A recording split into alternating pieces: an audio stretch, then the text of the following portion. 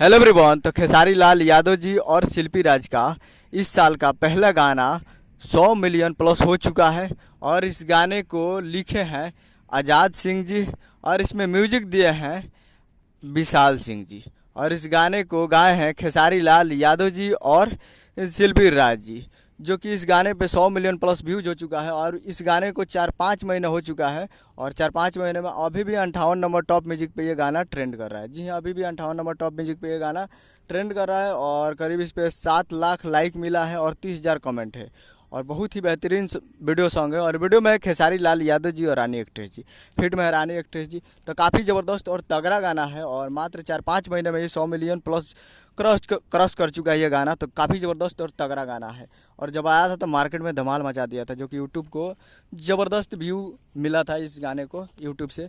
तो ज़बरदस्त गाना है और बवाल गाना है। तो आप लोग अभी तक इस गाने को नहीं सुने तो आप लोग जाकर इस गाने को पीपा म्यूजिक भोजपुरी यूट्यूब चैनल जाकर सुन सकते हैं। और ये इंस्टाग्राम पे 3 मिलियन प्लस भी रील बन चुका है इंस्टाग्राम पे इस वीडियो पे।